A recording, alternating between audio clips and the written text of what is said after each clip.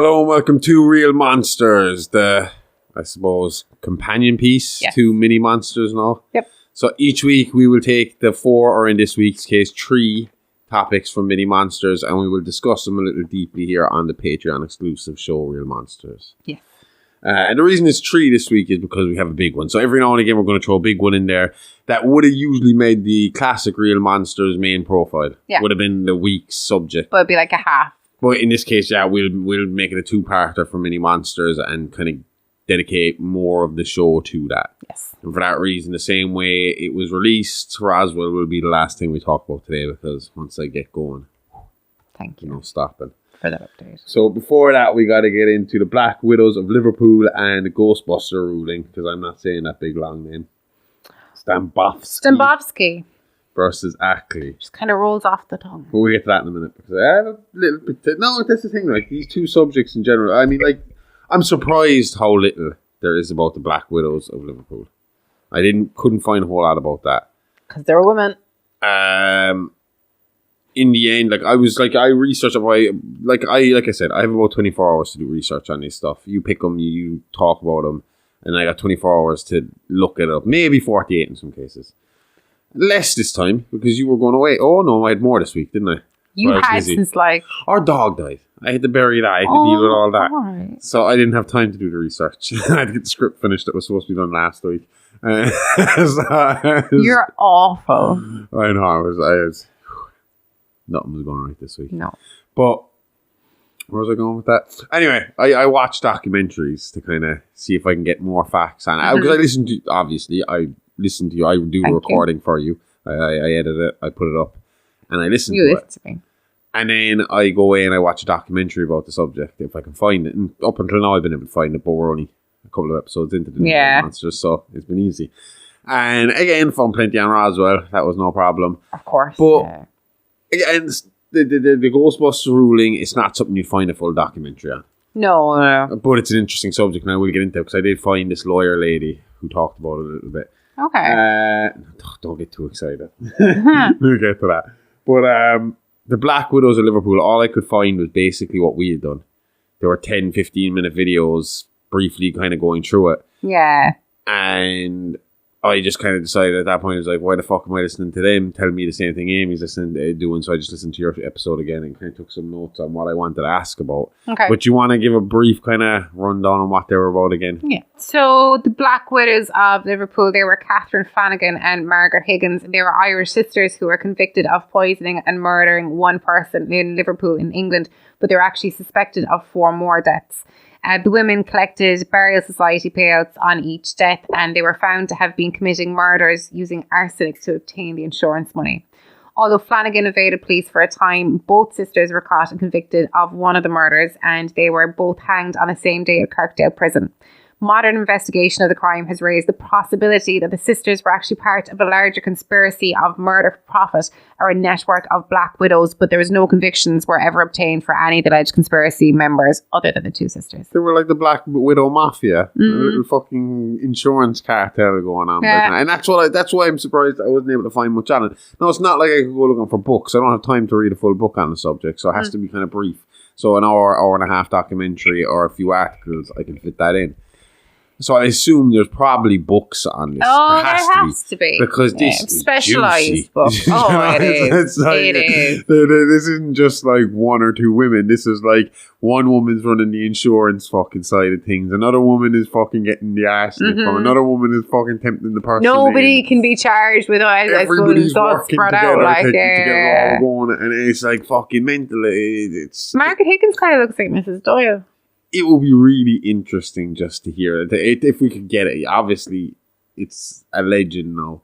Okay. But if you could have gotten the true story on it, that would have been an interesting story to know. Oh, absolutely. How were they doing it? How was it working out? What were these meetings like between these women? Yeah. You know, what were they trying to pull off? And they were getting big money for it too, for the time. Oh, they were. Because that's kind of what drew attention to them eventually, wasn't it? For John Flanagan... when he died, Catherine collected £71. That was roughly about £7,120 in 2019 pounds sterling. They were doing all right for themselves. Yeah. Yeah. And there was more than, obviously, there was more than two. Like, there was a few more. And the other women were kind of, there was other deaths that were kind of linked to other women as well, wasn't it? That were similar. You can be trashing the place. What to drop? My bottle, but it was closed. I just had to make sure that it was closed before I said it was closed. Sorry, you dropped it on the ground. You're not going to get anything up here, so it's all right. But they were kind of thinking that there was other crimes that were similar. That couldn't be committed by them. Exactly. Like there was other people like Margaret Evans, Bridget Begley, and Margaret Higgins. They were named as poisoners. And there was a Margaret Potter, Mrs. Fallon, and Bridget Stanton. They were the insurers. And then there was Catherine Ryan, and she was alleged to have obtained the arsenic needed by one of the poisoners. So, like, they were all... And they had to get the arsenic in a funny way as well, didn't they? They couldn't just go, like, I heard that, you were talking about it, definitely, that they couldn't get it like a doctor could get it, because they were the only people who could legally get their hands on it at the time. And they had to, they extracted it from something, small doses of arsenic. Oh, it was wallpaper, fly paper. That was it. Fly trap paper. Yeah. And they'd get tiny bits of arsenic out of that and build it up to use. Over the course of a few days, then it would build up in the system. And fucking hell. Yeah. I will also point out that when you brought this subject up, my first thought was this is the second week in a row that she's brought up poisoners. I need to start watching my food. That's because I like to do... We got some of those fly paper traps around here too. I like to do women though, but like women obviously are famous for being poisoners historically. Well, yeah, that's kind of what female serial killers do mostly is poisoning. Right? Is there a psychological reason behind that like it's not personal, as in like, you know, like stabbing, it's very like personal, you're making a connection, like poisoning, like you can just kind of like walk away and because mostly they say women kind of kill for financial gain or if they're in a situation where it's abusive. Mm-hmm. But an abusive situation, you could kind of see them usually kind of ending up going to the cops. They don't end up going on killing multiple people. Like, I mean, Eileen Wuornos tried that kind of excuse of I was killing to protect myself because I was a hooker and these men were raping me. But it was kind of proven afterwards that was the case in maybe one of the cases that she was defending herself. And when she defended herself and shot the guy, that going forward, she just saw it as a means to it. And it was just, okay, I can just call it and shoot this person. No? Well, yeah, she had a terrible life. Yeah. Terrible life. We'll cover her definitely on this at some point. But it's one person I think we've mentioned her a few times in the last few weeks. Yeah. She nearly made the cut a few times in the last few weeks, I think. Yeah. I think there was one point in March where we talked about using her, and you were going on about using women for Women's Month. And we were just about to use Eileen Wuornos when we decided that mightn't be the best representation of women for the month. No. So we cut that. We did a good thing. But yeah, generally is poisoning. I mean, there is some exceptions. What was that Australian woman's name? Catherine Knight. She was like a butcher. She was fucking she hacked her fucking... She literally butchered her husband. Like, and then boiled his head. No, was that something? I can't remember. But I do know she had the skin. She had it skinned and him skinned and the skin hanging up in the house for a couple of days before they figured out what was going on. Yeah, she's the first woman in Australian history to be sentenced to life imprisonment without the possibility of parole. Yeah, there's a reason for that. She was fucking crazy. Stabbed her partner to death, skinned him, and then put his skin on a meat hook, which she had recently installed. She then cooked his head and part of his body with the intention of feeding them to Price's adult children, but was stopped by police after an employee of his went to check on him after he had not been on work that day. Do you think you pick female serial killers then as well because it's easier to hear women doing it rather than hear what men are doing to women? Because I will even some admit of them have that when it comes to serial killers, the scale is very unbalanced. Like that guy that we did that we couldn't work out how he was using the tin opener for a minute. His was particularly. What was his name? I want to say Peter.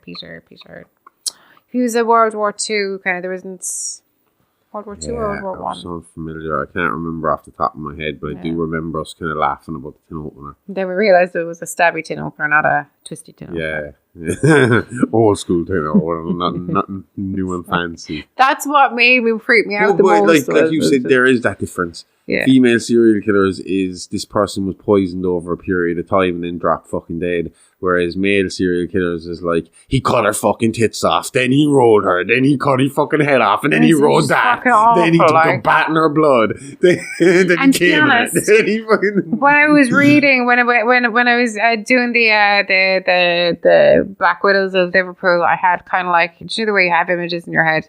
And the images in my head when I was doing that was more kind of like Victorian, Tim Burton-y, Sweeney Todd, kind of like. But you always pick the older stuff as well when you're going for serial killers, because again, I think it's easier to disassociate. It's harder when it's I'm more interested in them. See, I'm the opposite. I'm more interested in the modern ones because I want to know how their mind works so that I know how to avoid them.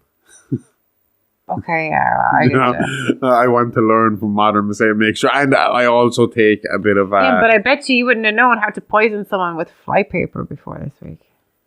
No, I still don't know how to do it, but I know it's possible. I'll teach you. You can give me the flypaper all you want, but I don't know if I'm going to be able to do much with it.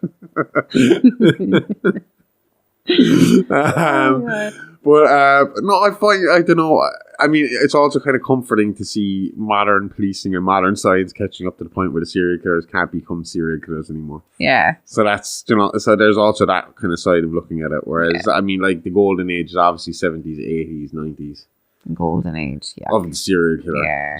And fucking hell. I mean, yeah, it is. It's tough. I understand, like, from your point of view as well, being a woman, reading about women your age and under being fucking constantly attacked. Mm-hmm. And I mean, I just don't get it. Why do so many serial killers take the boobs off? What's the fascination? Jerry Brunos used to keep them as fucking paperweights. Okay, who was the guy? The Peter Suff. He cut him off as well, didn't he? Yeah. And I was, and he had a thing against trans people, and I was wondering, was that just because he was trans? And he was like, there was another. I actually meant to mention that last week. There was another psychologist that thought it had something more. It wasn't a trans thing. It was more of a mama thing. That he was seeing. And I don't remember, this is the fella that was fucking killing his own kids. Yeah. That he didn't see these women as fit to be mothers. So he was cutting their boobs off as a kind of a symbolic thing because you can't breastfeed then. And women breastfeed their babies. So it was a symbolic thing for him of you're a hooker, you're a whore, you're not fit to be a mother. So I'm going to cut your boob off, you know? And that was his, whereas my logic was he was trans and he wanted to be trans. He was seeing these people being trans and then he decides to take all the women that he sees and, oh, you get to be a woman, I deserve to be it, so you don't deserve it, so I'm taking it off you kind of thing. Yeah. This was both kind of two sides of the same coin, really. Exactly. Either way, stop taking the boobs off. They're better on them, okay? Yeah. They look better on them. They're not going to look as good on your shelf.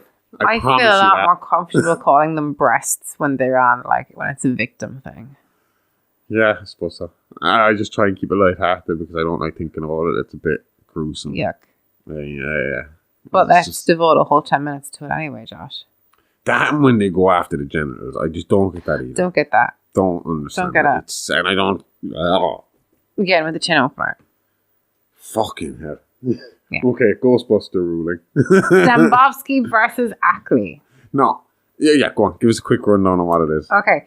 So, Stambovsky versus Ackley, it's commonly known as the Ghostbusters Ruling. So, it was a case in the New York Supreme Court, and it held that a house which the owner had previously advertised to the public as haunted by ghosts legally was haunted for the purpose of an action for rescission brought by a subsequent purchaser of the house.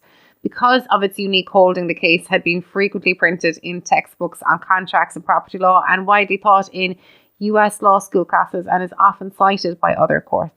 That sounded all very, sounded very official in school. Like, so to dumb it down for everybody, what it basically means is you see it in TV sometimes where the person is a kind of a joke in sitcoms, like you legally have to tell me if someone's been killed here. It basically, full disclosure, you have to admit, you have to tell somebody if you think the house is haunted. Exactly. And that was the case of this guy saying he should have known, and it's a legal thing now because it's a case of, and I understand it, right? Because this, like I said, I tried to research it. I couldn't find much on it, but I found, funny enough, this lawyer, I don't know if she's a practicing lawyer or not, but it was her... Is her name Martha? I can't remember what her fucking name was. Okay. But it was a kind of watch me get ready or get dressed or get whatever. She was doing her makeup. And she was going to tell the story and explain this whole Ghostbuster Ruling thing while she was getting her doing her makeup. Okay. So I had to listen to her go on. Is she blonde hair? I think so. I know who she is. Yeah. Yeah, she seems grand, but I mean... I like her. Yeah, she seems fine. No, I couldn't tell if she was a real lawyer or not. I'm pretty sure she is. So I was like, okay. But apparently, do you know that the Supreme Court in New York is just a regular ass court? So it is the equivalent of our district court. Pretty much, she said it's completely backwards, only in New York. That the Supreme Court is just your basic start-off court. And then you go to the Court of Appeals. Well, then, where do you go with the... So, like, the New York Supreme Court here is the appellate division? I don't understand that. Anyway, she was kind of saying... This is why. Because she kind of got it wrong. And I think I understood what the judge was going for more than what she did. Which surprised me because she's a lawyer. And she was saying that basically... That the judge's mentality was... that he found in favor of the guy saying, well, they should have told me about the ghosts because it's impossible. Because apparently there's a law in America that says that if you buy something, you can't come back bitching and moaning. But the sale is done, you can't come back bitching and moaning about it. Mm-hmm. Because you as a customer should have done your due diligence and researched the product and looked at the product before paying for it, and basically you get what you paid for, so it's your own fucking fault for being stupid. It goes back to caveat emptor, buyer beware, basically. Yeah, exactly. That's what she said. That's the exact thing she said. So it's basically, fucking learn from your mistakes. Yeah. Don't be stupid and spend money on stupid shit. Yeah. But this judge said, you can't really do that in this case, bring that into this case, because it's a haunting. And to prove a haunting, this man would have to walk through the house multiple times a day, doing seances multiple times a day to prove the existence of ghosts, to then be able to prove that he had done his due diligence. So it's impossible. And that's what she took out of it, that he was saying that there's a possibility there's ghosts there, and his due diligence, blah, blah, blah, blah. What I took from it was that because it was down as a haunted house, this man would not be able to get rid of the stigma of the haunted house. And because it's been called a haunted house, and he doesn't know, he can't do due diligence to find out if this is called a haunted house by other people or not, or if there's a story about this house going around. But because he wasn't informed that there was a story, even though the previous family knew there was a story about a haunting in this house, they didn't disclose it. And he bought the house, which is labelled a haunted house, which now brings down the value of the house because the next buyers won't spend money. No one's going to spend good money on a haunted house. So now he's stuck full cost with this house that he can't get rid of for the investment he thought he was going to get rid of it for, because of the stigma of the haunted house. And that's what I took from the judge. That he was just saying, well, there's a stigma of it because you put it there and you didn't disclose that beforehand, so now he's not going to get the full value for the house. Yeah. This lawyer took it as, because it couldn't be proven that there was or wasn't ghosts in there, then the judge couldn't really expect him to know whether there was ghosts in there or not. So but thereby, but thereby, like where the majority opinion stated that the realtor was under no duty to disclose the haunting to the potential buyers. Case first. It was appeals that they won it in, wasn't it? He won it in, and he couldn't get damages for it. He could only get his money back. But that's it, but I think it was because you can't prove a haunting, you're not under any obligation to say the house is haunted. No, but that's what one side said. Then obviously the appeals went the other way and said that they should have disclosed that there was a haunting, which is, again, that was the dissenting opinion. But apparently the woman who owned the house first, who sold it to them, wanted to disclose it. She wanted to tell him about the fucking haunting. And the realtor was like, no, hold it back. And eventually she broke and told your man, oh, there's a haunting here. And he still bought the house. Yeah. It was after he moved in then, and he was like, oh shit, this place is haunted. He was like, I want out. Balls, yeah. So, I mean, technically she did tell him, but they couldn't prove that he told him. So I suppose if it wasn't in the contract, it's not legally binding. Yeah. So, and she pretty much gave him, or he got in there and he got buyer's remorse. And he was like, what that woman say about ghosts? I don't like this house anymore. I'm moving. Yeah. Well, it's interesting. Apparently, it's like taught in, like, your mom was saying, like, first year students, that's like one of the first things they're taught is this case. I think it was referenced. It's an easy, soft, fun case to start after your studies with. Like, I'm pretty sure it was referenced in The Devil Made Me Do It. But that was what I was going to make my. Ed Warren uses this and he uses does. forms of this so that he can come out of court cases saying, I proved the existence of ghosts in the court of law. We only talked about this last week when we talked about the Warrens, that he had come out of court saying... Did no good for anybody, but I said, hey, judge, ghosts are real. And they couldn't do shit. But he couldn't prove there was noise. I don't know. But that used to be his claim to fame, that he forced the court in America to... Look, I warmed to them as people. I just... Kind of. Well, it depends on if that 15-year-old... Oh, wait, yeah. Well, no, hang on. That's the game changer. Forgot that. So, yeah. Again, you're never going to know. So, I mean, I suppose maybe keep a good memory in your head. Because if ghosts are real, then that fat bastard's definitely going to be around a bit. And you just called him a fat bastard. Mr. Warren, sir. He died of it. Oh, no, he didn't die of it. It was a stroke or something. Look. It's heart attack, isn't it? Anytime I have seen him on TV, they seem fine. But I reckon very stern, strict Catholics, I reckon. Oh, absolutely. I would say Bible bashing. Like, you know. They look like that. They sound like that anytime we put them. See, we're back here going on about the Warrens again. And this was supposed to be a Ghostbuster ruling. But yeah, if you want to know why it was called a Ghostbuster ruling, apparently the judge and the lawyers were having a great time with the ghost puns. All the puns and everything. Like, yeah, hang on there. Apparently the judge quoted Hamlet or something like that, or some Shakespearean ghost fucking... The opinion, it would made reference to a number of popular books and films featuring ghosts, including Shakespeare's Hamlet and the 1984 movie Ghostbusters, and uses supernatural idioms throughout. For example, the plaintiff hasn't a ghost of a chance. I am moved by the spirit of equity, and the notion is a hobgoblin which should be exorcised from the body of legal precedent. Sounds like it was just a courtroom full of dads. I was just going to say, I feel like if I was sitting in the what do they call it, the galley? Is that what they call it? People sitting there watching? Yeah. If I was sitting there, listen, because I'm like a skeptical believer, is what I would call myself. Yeah.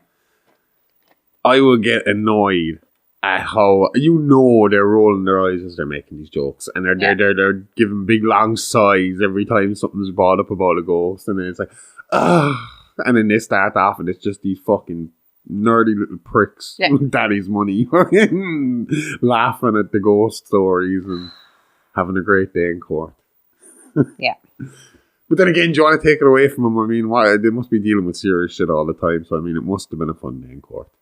I can see both sides. But I will be annoyed listening to them fucking slag it off. I get annoyed listening to anyone that takes it. I think, who was it we were talking? Ed Warren. That's one thing I can definitely 100% have in common with that man. Mm. When he said you can't talk to someone who is a complete skeptic. Oh, because they will shut you down completely. They are right and only they are right. Yeah. I am open to discussion. Yeah. With everything. Yeah. I'd be happy to talk about the logical side, talk about paranormal I'll listen to side, your side, I'll tell you my side, and we'll compare notes and see what we can work out. I will tell you, I do jump to the most logical explanation. Yeah. I mean, I jump at the chance of, what was that? And then I'm like, oh, this is what it was, straight away. But, if you could prove to me that this 100% isn't what it was, I am open to that as well. I would rather that, but disappointingly. But then you find people who are just like, there are no gods, it's all fucking fake. The Santa Claus isn't real, the Easter Bunny isn't real, everything is shit. Everything is grey. Yeah, science. And I can't, we were watching, we were saying earlier on, we were watching Penn and Teller Fool Us. I like Penn and Teller, but I don't think I could completely agree with their very scientific way of looking at everything. I like that. So for two fellas involved in magic, their mentality is extremely logic and science-based. And I think... But they use it really well. Yeah, they do. They use it for fun reasons. I mean, if you're going to be smart, you might as well be fun with it. Yeah. So, I don't know. Do you have anything else on the Ghostbuster stuff? I mean, it's pretty... You pretty much summed that up. It just kind of, as I said, it is based on the whole thing, the doctrine of caveat emptor, really, when it boils down to it. And I agree with that. You should you can't just, to a degree. I mean, if there's people scamming you, whatever. But, I mean, when it comes to a product, I mean, it's harder in this day and age. Putting it simply, if I go to the shop in the morning and I get like a loaf of bread that's out of date tomorrow and I bring it back and I'm like, the loaf of bread is out of date tomorrow. Most shop people are going to be, I mean, like a special luck shop, they're like, yeah, you might change it, but they're under no legal obligation because the legal obligation was on you to check it out first. You should have checked before you picked it up. Yeah. So, buyer beware. I feel like there should be an evil laugh. Put in the sound effect. And on to the next one, my favorite one, the one because I was dying to do this on classic Real Monsters, and I knew it was going to be a big one, so I was holding off on it. And then I realized I fucked up my weeks again. That a big one? And it was supposed to be last week we covered this, and I fucked up my weeks again. And for some reason, I thought May the 4th was next week. Apparently not. We missed it. It was last week. Oh yeah. But we managed. Hey, we got Travis Walton in there, so we did something sci-fi. But we have to do something sci-fi on the main show. We haven't done any real sci-fi yet in the main show. We could do E.T. Can we? I suppose it's the same thing as paranormal, isn't it? Yeah, I could name any alien movie here too. When you're doing paranormal, and even real paranormal stuff and real alien stuff, you're going off of people's fucking recollection and stories of things, so you can do whatever you want when it comes to that. We could have a Playing with Bones crossover and do Star Wars. But we talked about that. Well, that was the plan, but everything went to shit the last few weeks, and Dexter's now fucking 2 weeks behind. Oh, yeah. And either right away it wouldn't have made it. I don't know what kind of fucked up. I'm definitely 3 weeks behind on stories. So that meant like 2 or 3 things had to go missing. Now, one of them was a filler soda. I had planned it anyway, so that went missing. And, well, that was actually taken up last week with our promotional tour on Spotify. I just put up a lot of I was like, where were we last week? There's a really missing time here. But yeah, we could definitely, I mean, like, we've looked at Signs, we've looked at Up, we've looked at a few other ones that we could play around with. Up? No, what's the one? Nope. I was like, how the fuck are we going to do Up, Josh? Yeah. Explain this one to me. You're questioning E.T. and here you are suggesting talking dogs and floating out. Let's stick with reality for now. Let's not confuse people any more than we usually do by jumping from universe to universe and stay in this reality. And but not this planet. We're going to Zeta. I could do Brave. Legitimately. Why, is that a real true story? That can't be true story. Do the chess pieces and all. They're all real that she plays with. There are real. I can't really remember that movie. I remember the kid watching it a lot when he was a kid. Younger kid. Smaller kid. It was on every single day. 2 or 3 times a day. Anyway, Roswell. Alright, so I can go through most of this because you've already suffered through it. Holy fuck, did that take me a long time. If you want to know all the gory details, I mean every inch of it, go listen to Amy's 2-part mini monsters on it. It goes for over half an hour when they're put together, and it took her about 2 hours to record, and a lot of cursing and a lot of crying. I did not cry much. It was hard on her. Especially when, and it's not my strongest subject, as in like I have a lot more interest in other aspects of the show. I mean, I love doing the UFO ones, but you know, like when something is a bit of a labor, it's easier when you have like a tiny bit more kind of like of an interest in the subject. Not in a bad way. No, we get it. She's calling the rest of us nerds. That's not what I'm saying. Like, I'm not a nerd like you. I'm just saying. No, what I mean is, I think that like some of this would take a lot more convincing. For me then. Really? Yeah. You're not like sold No, I believe in aliens. I am sold on aliens. I understand. You just don't buy the Roswell side of it. There's a lot of kind of evidence. Look, I will say no. First thing I have noticed, main thing I have noticed, because we have been sourcing a lot of our information from Wikipedia. Wikipedia is a very negative place when it comes to aliens and UFOs. I've been starting to branch out now on other places because surprisingly negative. For something that's supposed to be kind of open source, you know, anyone can write there. It is, I mean, like, Travis Walton, liar. Roswell, liars. Everything is just like, I mean, even, I know myself, because we're going to get into him, and that's Bob Lazar, and I know a lot of people discredit him as well, and I have no proof that he is or he isn't. Yeah. I just read his Wikipedia page, and it is very negative. But at the same time, then, I don't know. I mean, I'll get into that with you, because I did go through his Wikipedia page. Yeah. And there's a lot of evidence to show us he's Nowhere near But what he who's says. the he did. telephone directory? Huh? Oh yeah, we'll get to that. Okay. That's not what it seems either. Oh. Anyway, briefly, because like I said, there's about 35 minutes worth of Roswell talk on our mainstream right now. Mini Monsters, episode 121 and episode 122. Yeah. The Roswell Incident. And I think you go right up to the Majestic 12 in the first episode, and it's all that conspiracy shit afterwards in the second episode. Okay. So in 1947, there was a crash in Roswell, New Mexico, and a man named, what's his name again? Brazel. I have it here. He is another man who is notoriously hard to find information about. There is very little about what happened to, what was his first name? Because I was calling him fucking Martin Brazel, but apparently that is way wrong. Martin Brazel is the local councillor. Is he? Yeah, isn't he? Fuck, where is this information when you want it? It was right here in front of me before, and now it has just jumped off the fucking page, and it all looks the same, and my eyes hurt, and I want to quit and go home. I'm sorry. You are at home. Mac Brazel was his name. I was going to say Jesse, but It was that's the other guy. William, I think, was his real first name. Oh. Mac was like his nickname. Fucking The knife. But anyway, Mac Brazel went out. He claimed to have heard a loud noise that night, and there was a big thunderstorm that night. And the next day, he went out in his ranch, which was supposed to be huge, like, you know, so big space area here, big open spaces, and he came across a wreckage. Okay. Now, he claimed at the time that this wreckage was the metal was like nothing he'd seen before, looked like tinfoil, crumpled up like tinfoil, but as soon as you let go of it, it just bounced back into the shape of like a sheet. Yeah. Just wrinkle free. Okay.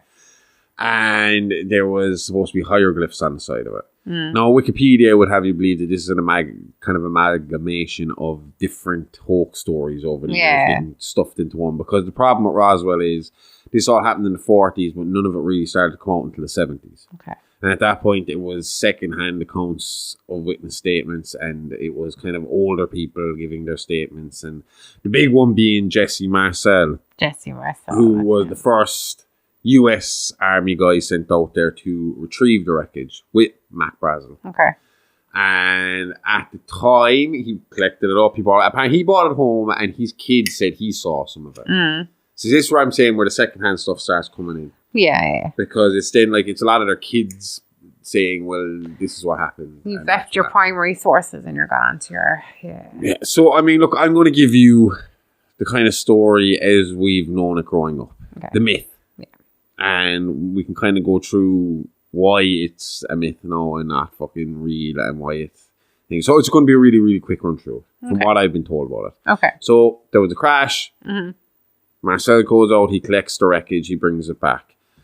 For some reason, the US Army released a statement saying, yes, it was a UFO wreckage that was pulled in. We know this because there is fucking newspaper headlines. Wait, I have it right here. RAAF captures flying saucer on ranch in Roswell region. Roswell Daily Record. It was on the radio. This went viral before things could go viral. Okay. So everywhere knew about this shit, almost instantly. Yeah. And the next day, the government came out and said, actually, no, it's a weather balloon.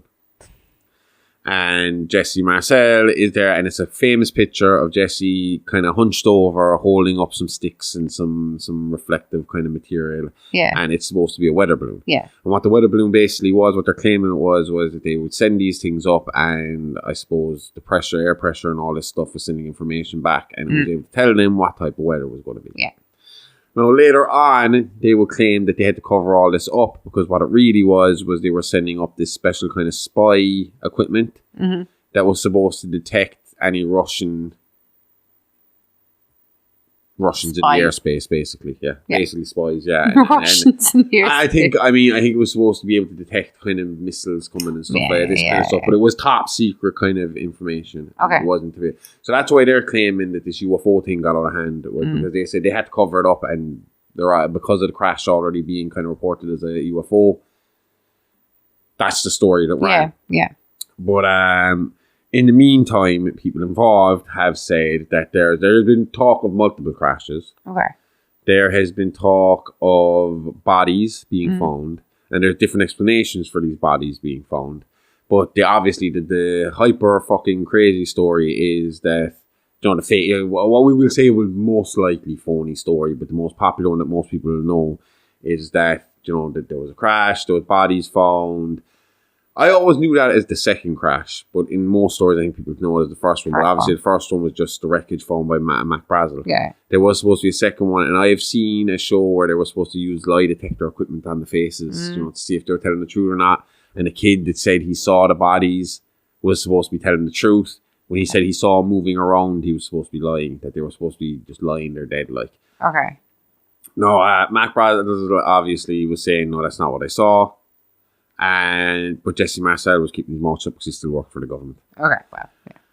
And essentially, there was talk that the funeral director there said he got a phone call from the army base asking what were the smallest size caskets they had available. Ooh. Child-sized caskets. He also claims to have went with the caskets to deliver the caskets, and he knew a nurse inside there, and he kind of got in there a bit to have a look around, snoop around, and the nurse that he bumped into said that she had seen one of the bodies and that it was, horrific. It was something she had never seen before. It was deformed. It was, out of shape and all this. But again, these are stuff we've heard from different people over the years. Yeah. Can't be verified. Yeah. Essentially, then what was said to have happened is that the US government, or if you were to believe in them, the Men in Black, started knocking on doors and saying, "See aliens?" And they say, "Yeah," and then they say, "No, you didn't." And you say, "Okay." What happened if you said, "Yes, I did"? Oh. So they don't have the clicky thing? No, they don't have. Their mind eraser is just a regular gun. Brain's gone, mind erase. Job done. Shit. Whenever I hear of the description and the manner in which these Men in Black move and talk and act, I think of Harry from Resident Alien. No. I think that's the way they would talk and act and walk and move, because they're supposed to be very strange. But anyway, essentially they were told that army men came to the house and army men told you didn't see shit. Okay. And that was kind of it for the 40s. Do you think you could ask for money? I think maybe some people might have been offered stuff. I think there was a talk that Mac Brazel, the last I know I've heard of Mac Brazel is that one day he was claiming alien, next day he was driving a fancy car and claiming no alien. No alien. Uh-huh. So, take from that what you will. Yeah. I don't know what happened to him, but you know what's an interesting thing about him? I tried to look into his life, and I went to my usual source, Wikipedia. He doesn't have a Wikipedia page, but his uncle does. So, Mac Brazel's uncle was a man named Jesse Wayne Brazel. Jesse Wayne Brazel, or Wayne Brazel, to his friends, was an American Old West ranch hand during the closing years of the era. Brazel's place in history resulted from his 1908 confession and trial for the fatal shooting of former lawman Pat Garrett, who more than a quarter of a century earlier in 1881 had tracked down and killed Henry McCarthy, also known as Billy the fucking Kid. When you said Pat Garrett, it clicked. Same with me, just there. So yeah, he's famous for that. Okay. And then it's just the only thing about fucking Brazel then is this little footnote in his uncle's Wikipedia page of, remaining years and nephew's role in the Roswell UFO legend. And it just kind of goes on about him getting married and living on a ranch, and that his nephew found all this shit. Mad. Apparently. Small world. So, yeah. We're getting a Billy the Kid movie, aren't we? Huh? We're getting a Billy the Kid movie. I'm pretty sure it's Barry Keoghan. There is a good one. Isn't it Billy the Kid he's playing? Who? Barry Keoghan. I'm not too sure. But, we already have a good one. Young Guns. 1 and 2. Awesome. Yes. That is the ultimate Billy the Kid movie. Why do you need another one? I don't know. Was there not one with, no, that was Jesse James with Brad Pitt. And I remember watching the first 5 minutes was that turning it off. Mm-hmm. I have to try and watch it again. I just didn't give it a chance, but I just wasn't in the mood for that. My favourite is Night Kelly. Oh yeah, that was good. That's what Heath Ledger. Heath Ledger, yeah. It was class. Anyway, back to Aliens. Okay. So, yeah, essentially things went quiet. And then Jesse Marcel retired in 1978 and changed his story. And he was saying it was a cover-up, it was bullshit. Now, at this point, this is where the government kind of come out and go, yeah, it was a cover-up. Because we needed to cover up our fucking Russian detecting spy stuff up there, and we didn't want them to know about it, so we covered it up. Okay. But he is still claiming that there was, there was stuff on it. There was hieroglyphs on it that weren't from this world. The type of material he had never seen before, and people kind of question why Jesse Marcel would have a reason at this point in his life to come out and say these kind of things, and why bother, because he kind of, it seems like he had an alright career. It didn't seem like he was disgraced or anything. He didn't leave there disgraced or anything like that. He was in World War II, Roswell Incident, unless it was to sell his story, but again, I don't know. It's hard to say. The thing about it, do you know what makes Roswell really hard to fucking work out? Is you can see why the Americans would be covering stuff up because they were in the middle of the Cold War. So that's where it's like, you can understand. Were they covering up aliens, or were they really just covering stuff up because they didn't want the Russians to find out? Yeah. And then that's where all these other conspiracy theories come in, and everything. And the thing about it is, they're all crazy, but they're also logical for the time. Yeah. Like the idea that, and I could say, I think it's a great plan. I mean, if you were trying to cause your country to go fucking crazy in a time like this, like in the 40s, like the conspiracy that the Russians actually had deformed children, with handicaps and physical handicaps, and they put them into these ships. That they intentionally crashed in America, ships that they intentionally made look like UFOs, so that it would cause, panic, fucking hysteria, and give the Russians the upper hand against the Americans, and that the Americans had to hide it and cover it up so as to not have that hysteria. Okay. So, that was the thought process. And then there was the other kind of thought process of something I brought up in the Trioxin series, intentionally. I played it in. And that was the idea of this was an American ship that they had built, something modern, something technology we hadn't seen yet, not alien necessarily, but that they crashed it themselves so that they could go, hey, Russia, look what we have. Okay. It's like, we might have a hang of it yet, but we're getting fucking close.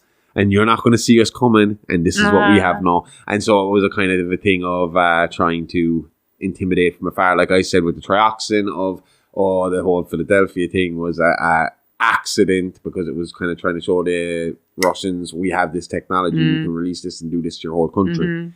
We're just doing it to our state just to prove a point. Like we say about 9/11 being a false flag thing, that they claimed that 9/11 was done to give the US government a reason to wage war on terrorism, which gave them a lead into the oil pipelines. Okay. So that's conspiracy theories. They can't be proven. And that's the thing about we've always said about conspiracy theories, same thing as paranormal, same thing about everything we talk about here, aliens, ghosts, all this shit. About the only thing we can talk positively and say is fact is the true crime stuff, the serial killer stuff. We can say, yes, this is fact, there's evidence of this. Everything else we talk about, it's up to you, it's your... Yeah. What do you think? What do I fucking think? And the thing about Roswell is that's what it is. Yeah. And I suppose we talk about, you have guys like Bob Lazar. Bob Lazar's story is amazing. Okay. But just like the Warrens, it's a story. And it's a great story. Yeah. And it sounds awesome. And if it was real, it would be so fucking cool. But there is a lot of evidence. That is a lot of fucking evidence. And I know I've already said Wikipedia is a very negative place for fucking alien stuff. That it seems to be all like disproving as much as everything, like just shitting all over everything. They give it no hope. But Bob Lazar, there's no way any of it's true. It sounds like something you'd see in a movie. And it sounds like what we'd expect this kind of thing to be. But unless he was completely stitched up, Okay. it couldn't possibly, in this major conspiracy, it couldn't possibly be true. And then kind of that theory, like as I was reading his Wikipedia page, that's how I was feeling. Okay. It was like, maybe he was stitched up. The way they were talking about in the documentary. Because I watched this documentary during the week. And it was 75 years after Roswell. So what I thought it was going to do was tell me about Roswell and tell me about the findings 75 years on. And what it actually was here's Roswell and here's how it set off a chain of events and it went through every... The only thing that documentary did not touch on was Zachariah Stitchin and reptilians. And they're kind of connected. Yeah. They touched on historic aliens and all that shit, ancient aliens. Yeah. But I mean everything, Betty and Barney, hate everything. And I turned to you at one stage and I said, I'm going to have to like only watch a section of this because I want to keep Betty and Barney here for a time. Definitely. They're an interesting story. Definitely. And they do link into this with the Zeta Reticuli stuff. But all these kind of like, especially the alien stuff, whatever about like paranormal, there's all separate fucking avenues. I mean, we'll have stuff where we'll say, well, the Warrens were here and the Warrens were there, or we'll have people that link up. And you've had that guy that's showed up on a few of your stories. And I think it's the same then when it comes to alien stuff. You're going to find that all this alien stuff will eventually like wrap around into one kind of narrative. You can only go so far with it. There's a bunch of it here. You can kind of, it all connects together in some kind of way. And it connects together because there's crazy people like this who like to put pieces together between the major stories and the real stuff that happens. Because, I mean, there is stuff like, we'll talk about the Phoenix Lights in a few minutes, and that's a crazy thing that really fucking happened that people witnessed. And, okay. I've heard about them. But, and there's someone else we got to talk about. But Bob Lazar, I would see on the negative side of things. And I will explain why I say the conspiracy theory against him could not possibly be real. Okay. So he claims he has a master's degree in physics from MIT and in electronics from Caltech. Okay. Now, the problem with that is you would say, like, they say they have no records of the man. And you would say, if you were of the conspiracy mind, well, maybe they wiped the records. Problem is, people he would have went to school with at the time say they've never met this man. Oh, he was never there. And when he was questioned about students or professors, lecturers that would have been there around the time, he couldn't name anybody working there at the time. And the ones he did turned out to be working somewhere else. Like, I mean, one guy, he said worked in Pierce Junior College is where, and this was coming from your man Stanton Freeman, say that that guy worked in Pierce Junior College, and Lazar claimed to be in MIT at the time, and that was 2,500 miles away. Oh, shit. So then his employment comes up, and the thing about it was that he claimed to be employed in this little section off of Area 51. Now, Area 51, for people who don't know, and if you're listening to this, you do know, is the big army air base where they claim to have bought the Roswell wreckage and claim to have, and people claim, conspiracy theorists claim that there is ships in there and alien bodies in there. And like I said to you last day, I was like, there is probably about 4 guys, a fucking garden table, some deck chairs, and they're playing cards inside there, and that's all that's happening inside there. And they're like, are those geeks still looking outside? Yup, right, cool. Because if you know that Area 51 is possibly where they're hiding the stuff, they're not hiding the stuff there anymore. Do you know? They're not super, unless the only other side of that is, unless they're like trying to double fake it, and it's like, well, they're never going to think we actually still keep the stuff here, so we'll just keep the stuff here. Hide in plain sight kind of stuff.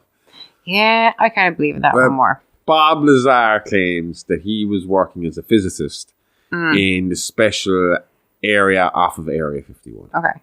Another area. I can't remember what it was called. And is this where his name was on the... No. Kind of. Okay. I'll get to that in a minute. Okay. So he claims that he was tasked with reverse engineering alien technology and reverse engineering an alien aircraft. And he was shown an alien aircraft, and he claimed that it was exactly how we saw UFOs in cartoons and stuff like that. It was disc shape, saucer shape kind of thing. He claimed that he had seen and read documents and briefings from the FBI and from the CIA and all this stuff, claiming that they had been in contact with aliens for the last 10,000 years. Okay. They had been involved in our, I suppose, evolution in some way. Yeah. Be it maybe, or social evolution more than physical evolution. And that at one point he thought he saw something short with long limbs in one of the rooms. But then he said later that he thought that was actually a puppet recreation of what they had actually been, what the aliens had been like. Yeah. No, you asked, because when we were watching that documentary, they said that this S4 was the location he was working in. Okay. It was the, where is it here? The Los Alamos base. And you were asking because they were saying that they were asked at Los Alamos, did Bob Lazar work there? Yeah. And they said, no, he's not on record. And then later he was found on a phone directory to be working there. He was subcontracted in. He was basically a general operative for this company. Okay. That were subcontracted in to do some work inside there, and it had nothing to do with physics. It had nothing to do with being a physicist, and that's the reason he wasn't on their record as an employee, but he was on the directory to be there because he was subcontracted by another company. Okay. Lazar has had a bit of a checkered past as well. No, I said it to you, he was in trouble for prostitution ring. Mm-hmm. That was actually worked down to him getting done for loitering, pandering. Okay. Felony pandering, and he wasn't really doing. He was just trying to find a hooker. Okay. Essentially, it's not as bad as it sounds. Right. All right. He was told to stay away from brothels and undergo psychotherapy. That's fine. That was 1990. Hardly that bad. Oh, and 150 hours of community service. Oh, well. And when I said that he was done for selling chemicals again, nasty chemicals, sounded again like a kind of fucking sketchy business. He actually runs one of the biggest chemical companies in the world. And him and his wife basically kind of violated some federal act by shipping or restricted chemicals over state lines. It was more of a kind of a fucking will chance it kind of thing, and they got caught. Okay. It wasn't a big thing. And there was another raid on his place as well for chemicals that he made being used in a murder. Oh. But he wasn't connected to that at all. It was some employees in his place. Okay. Most physicists have come out and said that this man, not that he doesn't know what he's talking about completely, that he's completely unintelligent. Yeah. He obviously has he must have a grasp of what he's talking about to keep up with some of these people, but they are like, he's a fucking fraud. Okay. He claims that these extraterrestrials come from the Zeta Reticuli system. Only problem with that is they have yet to prove that there is actually a planet in the Zeta Reticuli system to sustain life. Yeah. And so that's it. And that's why the Betty and Barney Hill thing is a bit disputed as well, because when Betty made out a map, she claimed to have seen a map on the ship, and when she mapped it out, it was Zeta Reticuli that she was mapping out. Okay. So I don't know. I mean, maybe that's proof rather than fucking evidence against it.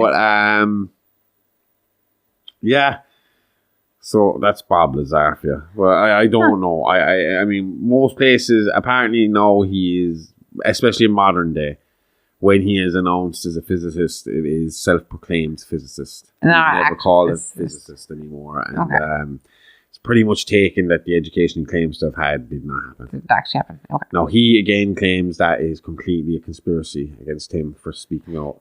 Because he claims his birth cert and everything has gone missing. He can't even get access to his birth cert. Shit, Josh. So I don't know. Oh, it took him a while to get it. Okay. I don't know if he did eventually from enough bitching and moaning. I mean, I assume if you kick up enough fuss about something like that, it'd be like, well, I'm clearly alive, fucker. Where's my birth cert? You know?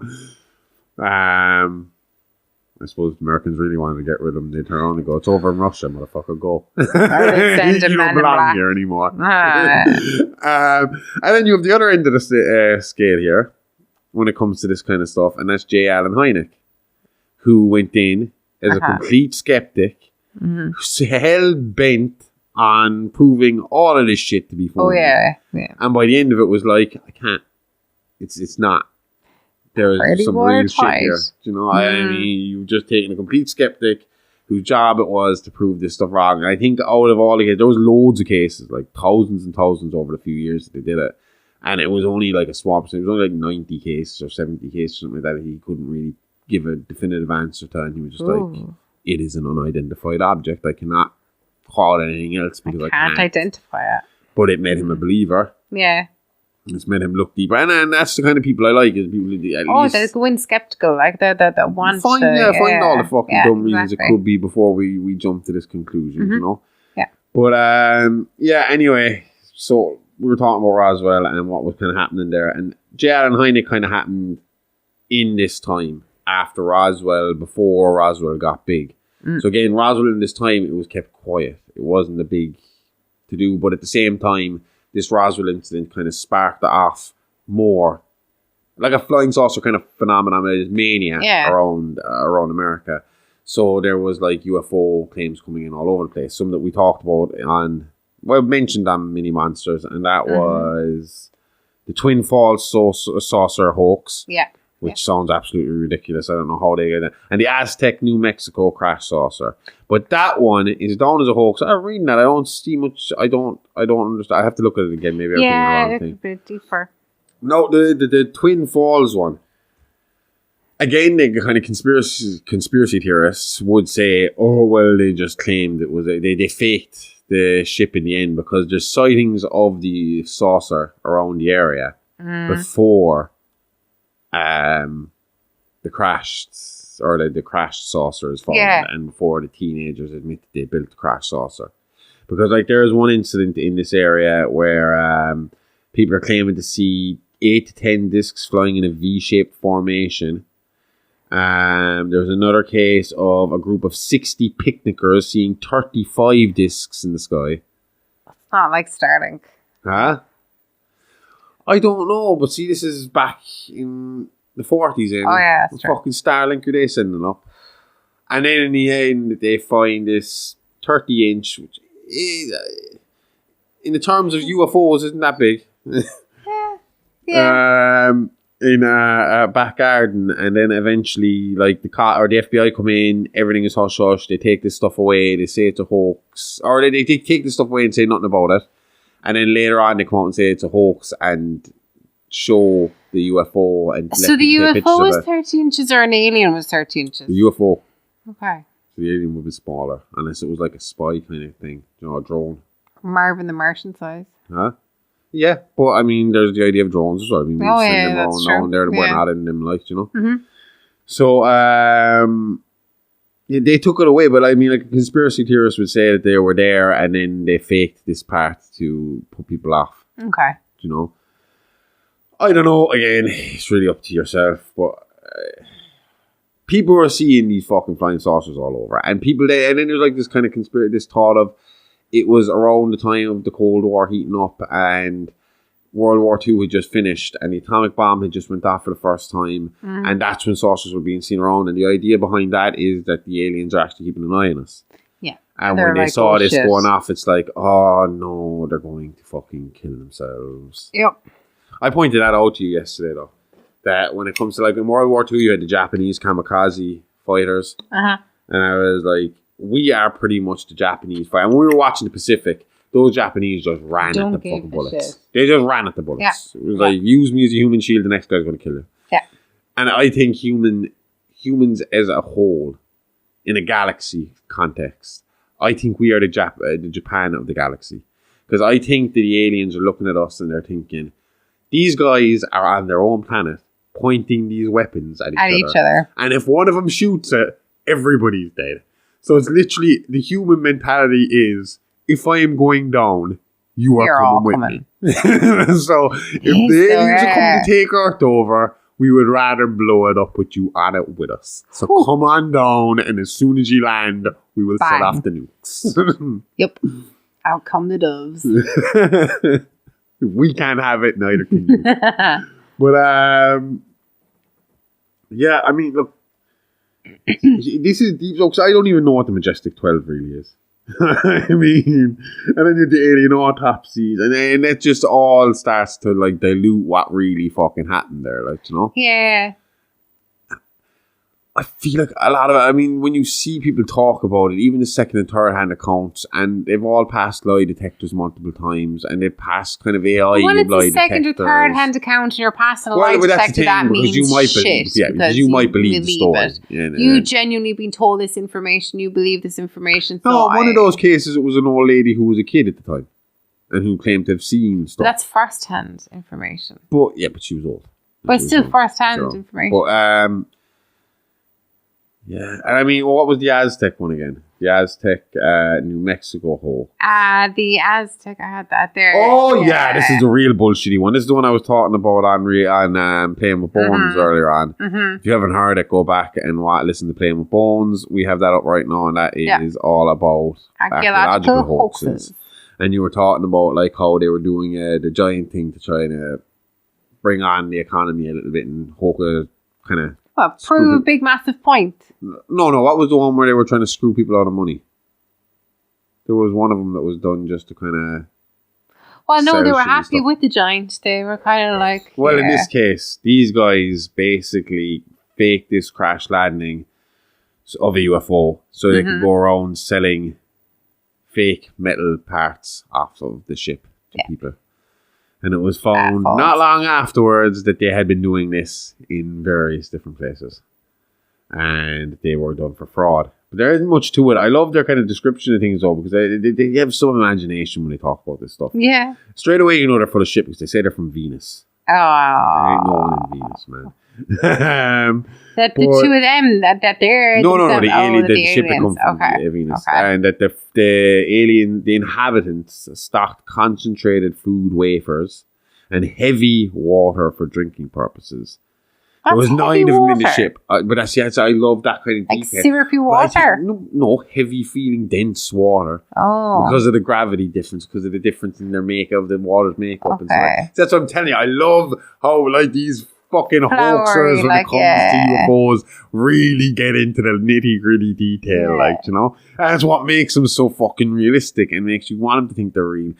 But see, this is as I kind of talk against it. I'm in the same way. I'm very conflicted when I talk about these things, as you can hear.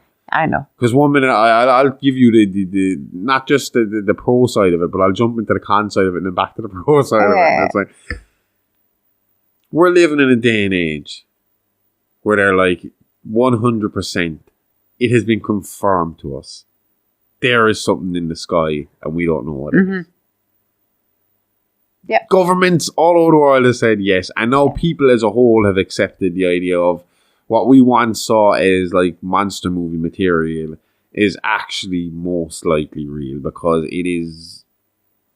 That's why people find the alien movies creepy.